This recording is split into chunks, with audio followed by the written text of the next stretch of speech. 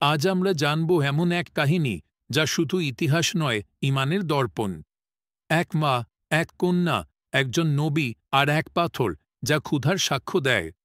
হ্যাঁ, আজ আমরা জানব ফাতিমা রাদিয়াল্লাহু তাআলা আনহা এর সেই কান্না জড়ানো কাহিনী।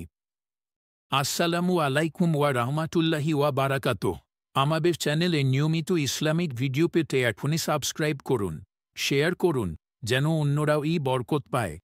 একদিন হজরত ফাতিমা রাদিয়াল্লাহু তাআলা আনহা ও আলী রাদিয়াল্লাহু তাআলা আনহু এর ঘরে এক টুকরো খাবারও ছিল না।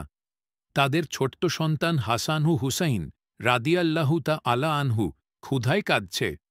মা হিসেবে সন্তানদের না খাইয়ে রাখতে পারছিলেন না, কিন্তু কিছুই ছিল না খাওয়ানোর। ফাতিমা রাদিয়াল্লাহু তাআলা আনহা সন্তানদের দোলনায় শুইয়ে ঘুম পাড়িয়ে দেন, নিজে কিছু খাননি। নিজের পেটে পাথর বেঁধে ক্ষুধা লুকালেন, যেন নিজের অন্তরের আগুনকে শান্ত রাখতে পারেন।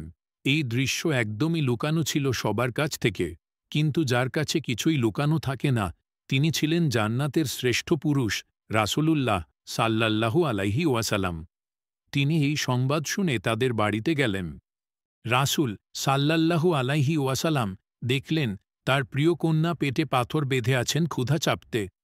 তার চোখ ভিজে উঠল অশ্রুতে। তিনি বললেন, হে ফাতিমা, দুনিয়া তোমার জন্য নয়, আল্লাহ তোমার জন্য আখিরাতে যা রেখেছেন তা অনন্ত। তিনি তার কন্যাকে জড়িয়ে ধরেন ভালোবাসা আর বেদনার অপূর্ব মিলনে।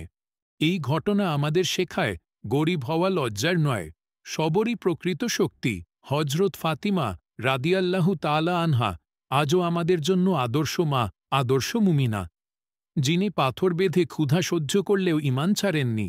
এই কাহিনী শুধু শোনার জন্য নয়, হৃদয় ধারণ করার জন্য।